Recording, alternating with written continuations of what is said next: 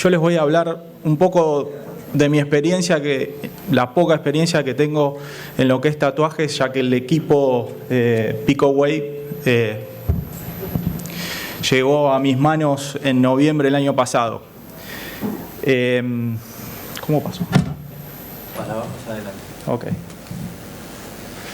En cuanto a la historia de los tatuajes, sabemos que es tan remoto el tema de los tatuajes como la humanidad misma. Ya hace 5.300 años que se encontró la momia de Otzi, donde tenían gran cantidad de tatuajes, más de 50 tatuajes en todo su cuerpo, y en zonas generalmente de articulaciones donde se piensa que tenían algún fin terapéutico. Luego de ello, en Occidente llegó los tatuajes gracias a las expediciones de Colón, más específicamente el capitán Cook, que desembarcó en las costas de Tahití, Polinesia, y los nativos de esa zona le enseñaron a tatuar y los trajo al Occidente. Y por último, Charles Wagner fue el primero que practicó un tatuaje con éxito. En cuanto a la clasificación de tatuajes, sabemos que hay distintas clasificaciones. Acá faltan fotos. Ahí está, ahora sí. O sea, en cuanto al origen, tenemos tatuajes amateurs, son los típicos tatuajes carcelarios o tumberos que se conocen acá. Los tatuajes profesionales y los tatuajes accidentales. Por ejemplo, esa paciente que estalló un proyectil y la pólvora le impactó en la piel. Y la señora de al lado que tuvo un accidente en la vía pública y el pavimento pegó en su cara y quedó tatuada. En cuanto a la función también pueden ser cosméticos, las micropigmentaciones o las pigmentaciones en la zona de la areola en pacientes con mastectomías. Y en cuanto a la duración, si son permanentes, semipermanentes o temporales. Y esto va a depender de la profundidad del pigmento. Hay distintas tintas. Las tintas más comúnmente usadas son los orgánicos sintéticos, los colorantes azoicos. Las que dan más problemas son los inorgánicos minerales por la cantidad de metales pesados que tienen estos compuestos, sobre todo el sulfuro de cadmio y de mercurio, que se utilizan en tintas rojas. Las tintas rojas siempre son las que más problemas generan. Yo creo que particularmente deberían estar prohibidas este tipo de tintas. No sabemos bien cómo funcionan en nuestro cuerpo. En base a la experiencia, obviamente no existen tintas 100% seguras y que con el paso del tiempo esas tintas liberan metabolitos al organismo que no sabemos qué puede llegar a pasar, inclusive puede generar patologías dérmicas. Y en cuanto a la hipótesis del cáncer, eso no está demostrado aún. Creo que tiene que ver con factores, muchos factores, es multifactorial. En el 2009 salieron unas tintas nuevas que se llaman Infinity Ink.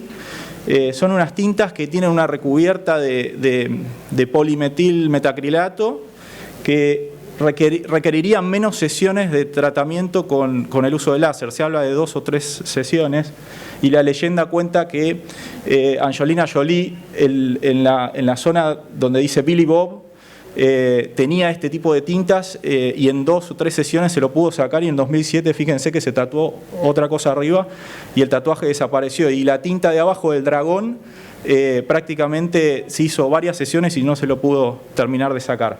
Esta es la manera de cómo actúa esa tinta. Se destruye la cubierta y los macrófagos fagocitan la tinta, que es bastante absorbible. En cuanto a las contraindicaciones para tatuarse, las absolutas, obviamente, embarazo, inmunodeprimidos, antecedentes de melanoma y enfermedades psiquiátricas.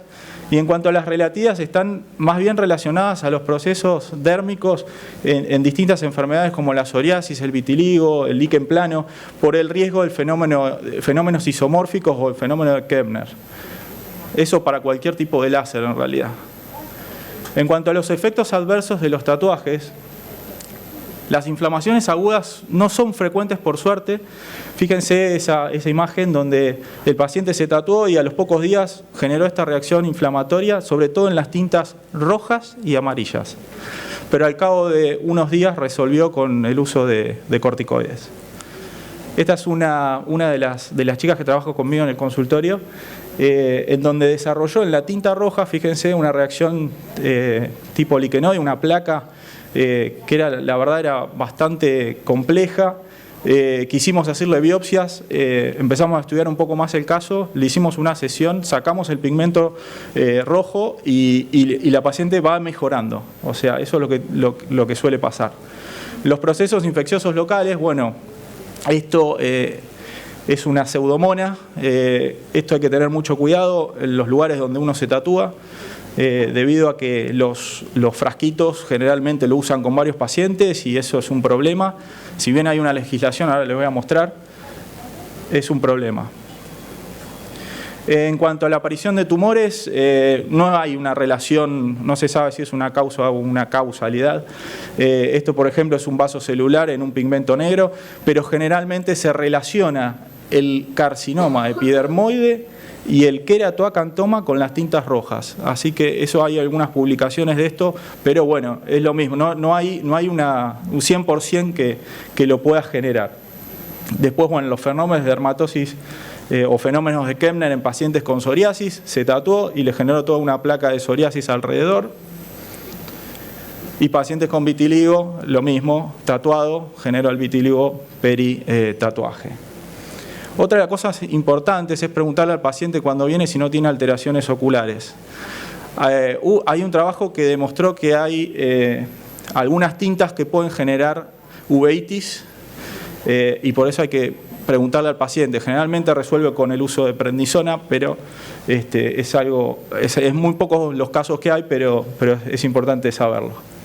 Y por último, los granulomas sarcoides. Cuando vean algo esto en sus consultorios, piensen en que puede ser una sarcoidosis.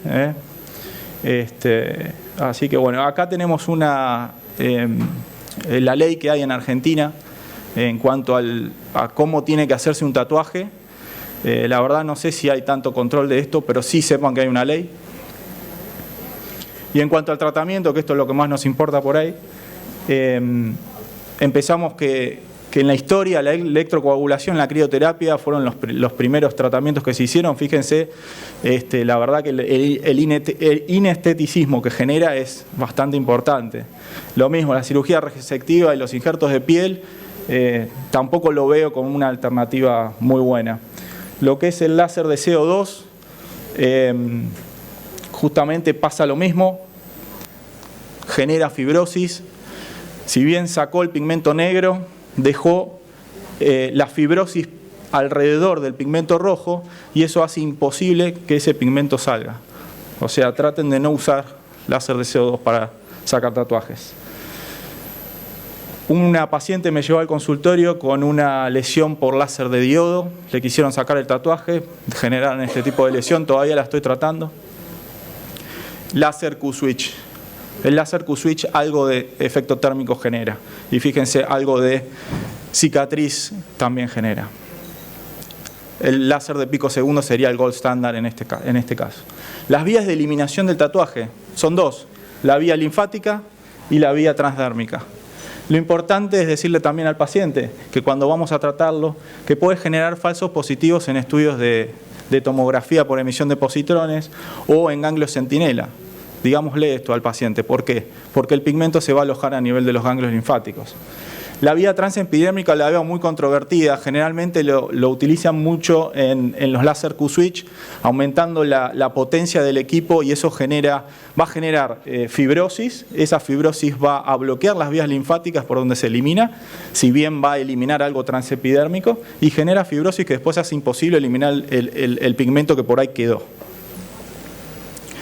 Ya habló el doctor Firas del efecto fotoacústico, en el cual las partículas más pequeñas son alcanzadas por el picosegundo, en cambio el nanosegundo alcanza partículas más grandes. En la historia, hace más de 100 años que se habla del efecto fotoacústico. Graham Bell fue uno de los pioneros que inventó el fotófono. Es un dispositivo que venía la luz del sol, se metía en una cajita, esa cajita amplificaba y mandaba otra señal, sacaba con un espejo el haz de luz del sol, impactaba en otro dispositivo que estaba a unos metros, y se podía sentir el sonido. O sea, la luz emite sonido y lo podemos comprobar usando un estetoscopio con una lamparita de 25 watts, acercando el diafragma a una distancia prudencial y vamos a escuchar el sonido de la luz. Los láseres de más de 1 milisegundo generan daño térmico. Obviamente siempre es controlado.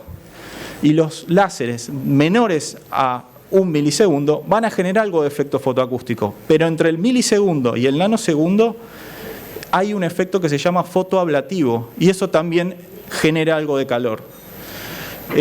O sea que el mejor efecto fotoacústico lo conseguimos con un láser de picosegundos. 10 a la menos 9 el nanosegundo, 10 a la menos 13 el picosegundo. Partículas pequeñas, el nanosegundo, pero partículas minúsculas, o sea, el pigmento va a estallar en partículas minúsculas que va a ser la vía de eliminación por parte de los macrófagos. Esto es una microscopía electrónica donde muestra el pigmento tratado con un nanosegundos y con un picosegundos, con el picowave específicamente, donde se ve que las partículas son mucho más pequeñas. Por otro lado, comparado con otros equipos de picosegundos, picowave logró el mejor picosegundos. Generalmente los otros equipos tienen 750 picosegundos y esto genera algo de dolor y molestias en los pacientes. Con el picowave eso disminuye 4.5 veces. ¿Podemos tratar todos los colores? Sí, podemos tratar todos los colores gracias a que tiene las 3 longitudes de onda. Los colores más difíciles de tratar son los verdes, los púrpuras y los turquesas.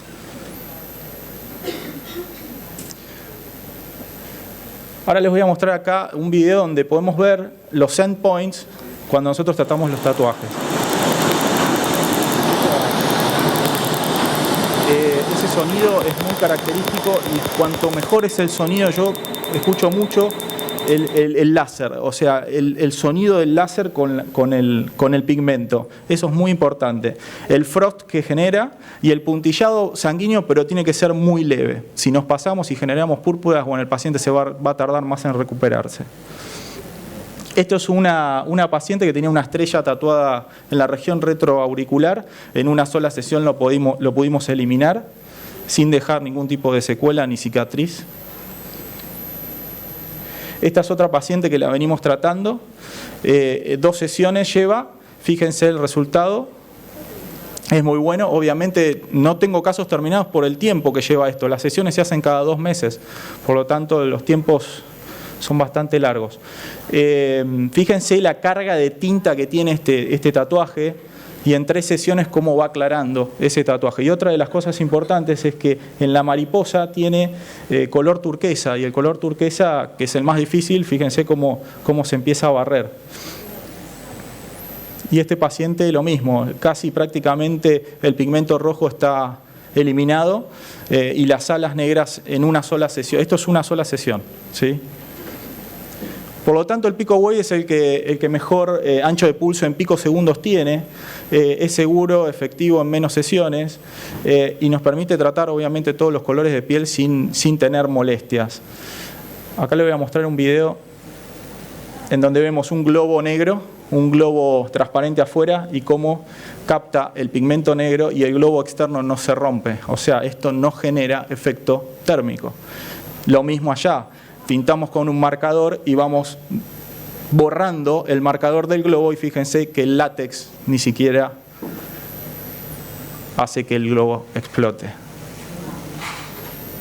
Muchas gracias.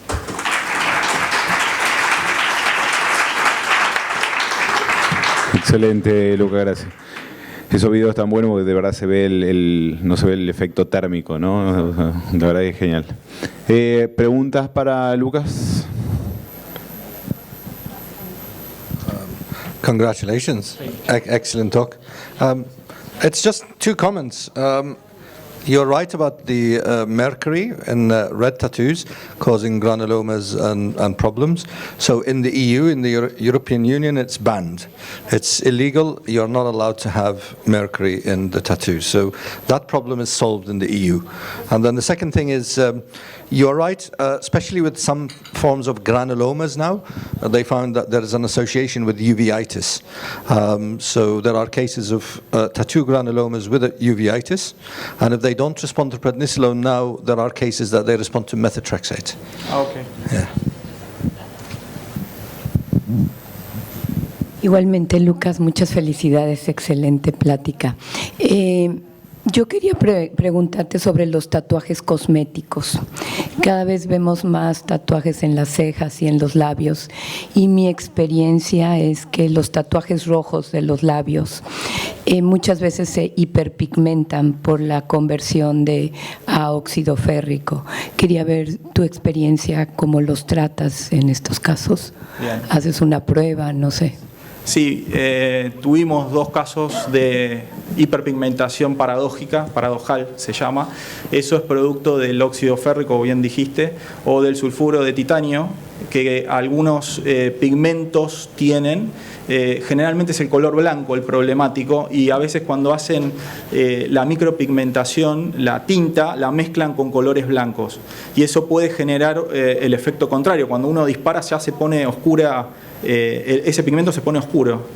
Nosotros lo esperamos, hay que tranquilizar al paciente, decirle que eso puede pasar antes de tratarlo, y si llega a pasar, dejarlo, que eso no va a tener ningún problema, que en la próxima sesión, cuando disparemos de nuevo, va a captar mucho mejor el pigmento y va a ser eliminado de mejor forma. No es un problema tan grave ese, es explicarle al paciente de lo que vamos a hacerle. ¿Alguna otra pregunta?